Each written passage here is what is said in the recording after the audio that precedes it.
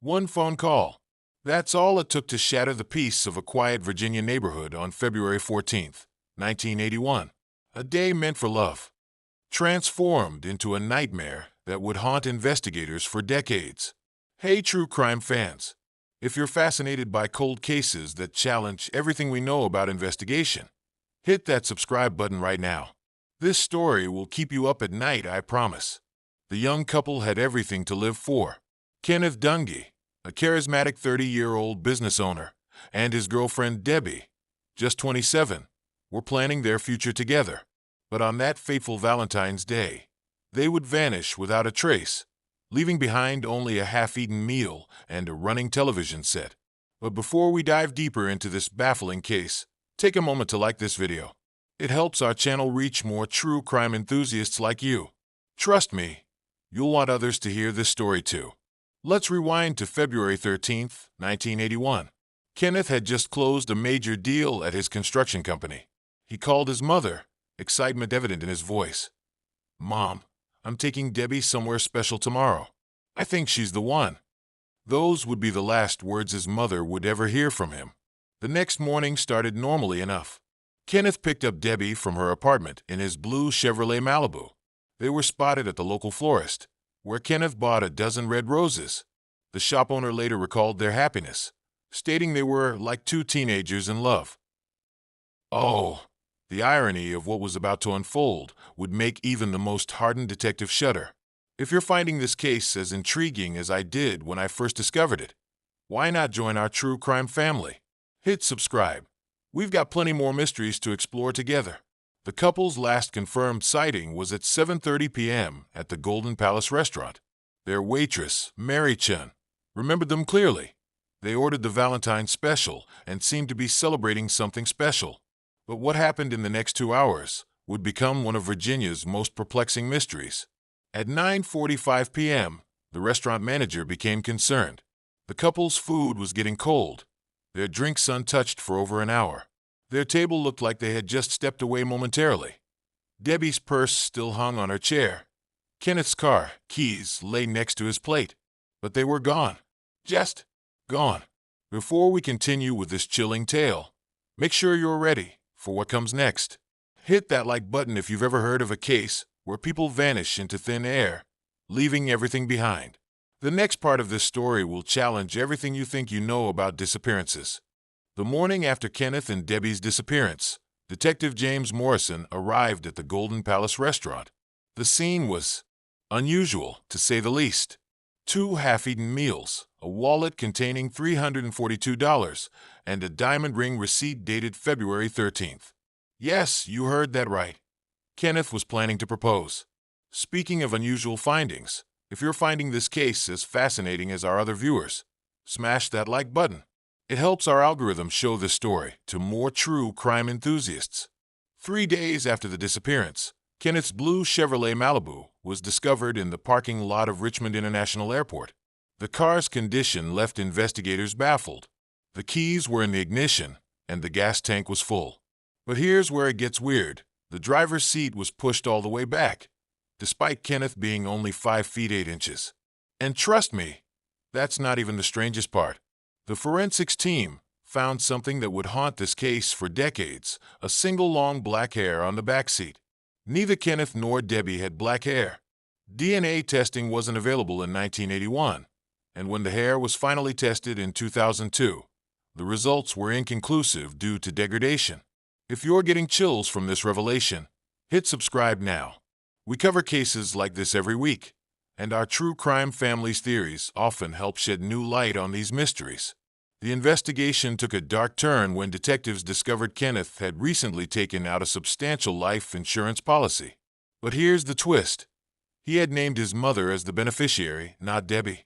The insurance company refused to pay out, citing the lack of proof of death. Debbie's apartment told its own story. Her passport was missing, but her medication remained untouched. Her diary's final entry read, "Meeting Kay for Valentine's dinner. He's been acting strange lately. Says he has a surprise." Before we continue with the most shocking evidence, take a moment to like and subscribe if you haven't already. The next revelations are not for the faint of heart. The investigation uncovered another crucial detail. Kenneth had made several calls to a burner phone in the weeks leading up to their disappearance. The number was traced to a pay-as-you-go phone purchased with cash. The buyer's description matched none of the known suspects. Then came the anonymous letter, received by the Richmond Police Department exactly 1 year after the disappearance.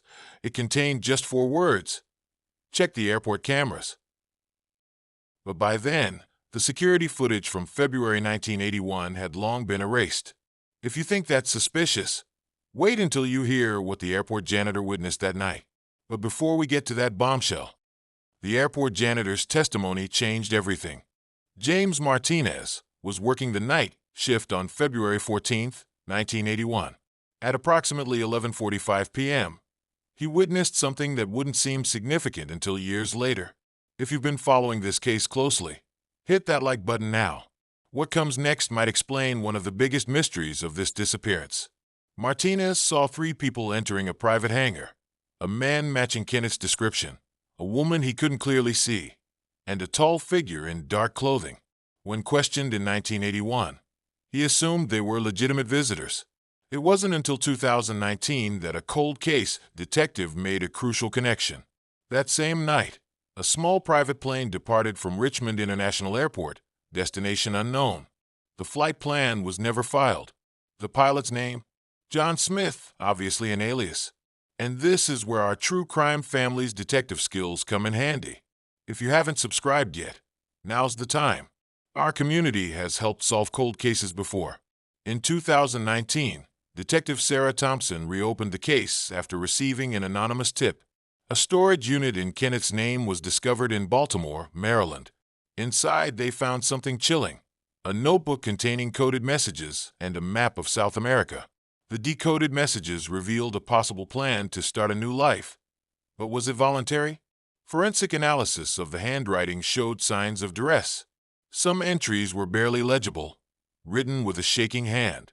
Before I reveal the latest breakthrough, take a moment to like and subscribe. The next piece of evidence was only uncovered last year, and it's absolutely mind-blowing. Bank records from a Cayman Islands account showed regular deposits between 1981 and 1985. The account holder's signature matched Kenneth's, but with one crucial difference: it was signed under pressure, according to forensic document examiners. In 2022, a retired FBI agent came forward with a shocking theory. He believed Kenneth and Debbie had unknowingly stumbled upon a money laundering operation through Kenneth's construction company. The Valentine's Day dinner might have been a setup. The truth might be even darker than we imagined. If you're as invested in this case as we are, make sure you're subscribed. We'll be covering new developments as they emerge. And trust me, there's more to come. The case remains open today. Detective Thompson believes someone knows what happened that night. Was it a planned disappearance, a forced escape, or something more sinister? Recent DNA analysis of the black hair found in Kenneth's car revealed partial matches to 3 different individuals in the FBI database, all with connections to organized crime. But without more evidence, these leads remain circumstantial. Perhaps the most haunting aspect of this case is the Valentine's Day timing. A day meant for love became the beginning of a 4-decade mystery. Kenneth's mother passed away in 2015, never knowing what happened to her son. Her final words were, "He would have called if he could." Today, the Richmond Police Department maintains an active tip line for this case. Someone somewhere knows the truth about what happened to Kenneth Dungee and Debbie on that Valentine's Day in 1981. And who knows, maybe one of you, our brilliant true crime family, will spot the detail that breaks this case wide open. If you've made it this far, you're now part of one of America's most baffling cold cases. Don't forget to like, subscribe, and share this video. The more eyes on this case, the better chance we have of finally solving it. Remember, sometimes the most important clues come from the most unexpected places. Until next time, stay curious, stay vigilant, and never stop searching for the truth.